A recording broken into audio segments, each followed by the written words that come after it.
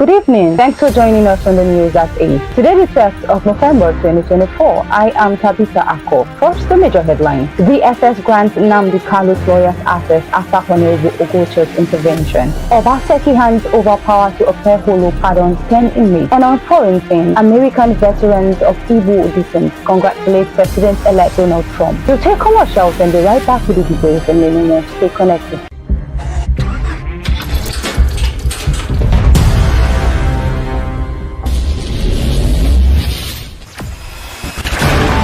Experience this smooth and strong feeling that consistently surpasses expectation.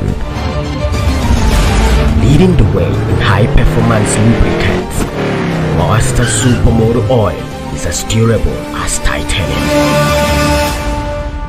Welcome back. Now the details. The Department of State Service DSS has finally granted the legal team of the detained leader of the Indigenous People of Biafra IPOB access to him, ending weeks of the blockade that has been described as unlawful. This follows the intervention of the member representing Ikwano Umaya Federal Constituency. The DSS has said following the recusal of Justice Binta Yako of the Federal High Court Abuja from the case, Nnamdi was no more under trial and will not be allowed to interface with visitors. Abia State government says it is now an offense for parents in the state not to send their children and wards to school starting from January 1st, 2025. The Commissioner for Information, Oke Kanu, disclosed this at the Government House, Umuahia, on Monday while briefing journalists on the outcome of this week's State Executive Council meeting presided over by Governor Alec Oti. Abia State government has announced free and compulsory education for all children in the state, irrespective of their state of origin. The free education, which will commence by January 2025, will run from primary 1 to junior secondary school 3 in all public schools. This move builds upon the foundation laid by former Governor Orji Uzo Kalu, who introduced free education during his tenure from 1999 to 2007. Kalu's efforts had a significant impact on the state's education sector, with the establishment of farm settlements, agricultural plantations, and infrastructure development.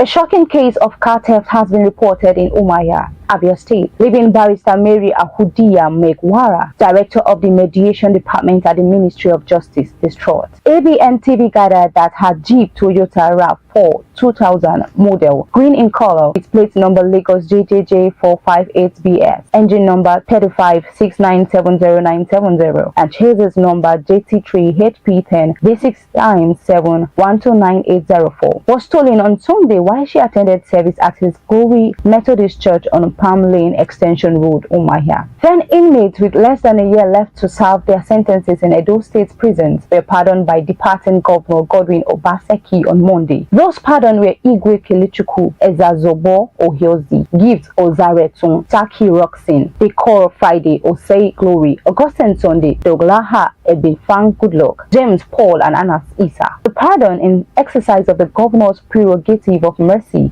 was contained in a statement by the Office of the Special Advisor Media Governor's Office headed by Kruso Osagi. Tragedy struck yesterday when 6 delegates from the Isialangwa Diocese of the Anglican Communion Abia State were kidnapped in Kogi State while traveling to Abuja for the Divine Commonwealth Conference Church of Nigeria Anglican Communion Alwan Conference. This unfortunate incident has marred the conference, which was scheduled to take place from November 10 to 15, 2024 at the National Christian Center, Abuja. Mrs. Mary Maudline Uzuamaka Wufuru, the wife of the governor of Ebonyi State, has vowed to keep fighting gender-based violence in the state and advocate for girls. She stated this in Abakaliki, the state's capital, when she led a road walk on Tuesday to mark the 2024 Ebonyi Women's Day celebration with the theme of lifting women for sustainable development. She called on the people to report any form of abuse against the girl child, women, and children to her office for necessary action. At least 13 people were killed when a mining site collapsed in Basa local government area of Plateau. Dr. Joshua Riti, the chairman of the local government, confirmed this to newsmen on Monday in Jos. Riti, who expressed sadness over the number of deaths recorded, said that the incident occurred last Saturday. From July 2023 to September 2024, the presidential air fleet fleet operation and maintenance cost at least 19.43 billion naira. Checks by our correspondent on GovPen, the civic tech platform that tracks and analyzes the federal government spending, show that for 2024, the payout amounted to 13.55 billion naira, representing 66% of the allocations for the fleet in the 2024 fiscal year. Officials of the Petroleum Products Retail Outlets Owners Association of Nigeria will meet with the Dangote's refineries management to talk about fuel supply arrangements. This development comes just a day after the Independent Petroleum Marketers Association of Nigeria announced it had reached an agreement with Dangote refinery to purchase petrol directly, bypassing intermediaries. And on foreign scene, the American Veterans of Igbo Descent, a non-profit organization consisting of Igbo men and women who have served or are still serving in the U.S. Armed Forces, has extended its warmest congratulations to President-elect Donald Trump on his election as the 47th President of the United States. In a heartfelt letter made available to ABN TV, Avid praised Trump's political career advancement, citing his humility, honesty, and caring attitude toward the downtrodden as key factors in his victory. They also commended his commitment to the peace through strength approach in global affairs, aiming it's crucial during these challenging times. In a bid to address labor shortages in agriculture and poultry sectors, the UK government has announced plans to issue 45,000 seasonal worker visas in 2025. This initiative aims to support the nation's food production by ensuring sufficient workforce availability during peak demand periods. The visa allocation includes 43,000 slots for horticultural roles, encompassing tasks like fruit picking, vegetable harvesting, and flower cultivation, while 2,000 visas are designated for poultry sector positions focused on processing tasks between October and December. And on sport news, early arrivals at the Super Eagles camp in Cote d'Ivoire on Monday included Moses Simon and Samuel Chukwueze in anticipation of their 2025 AFCON qualifier. The news agency of Nigeria reports that 6 other players, Amas Obasogi, Raphael Onyedika,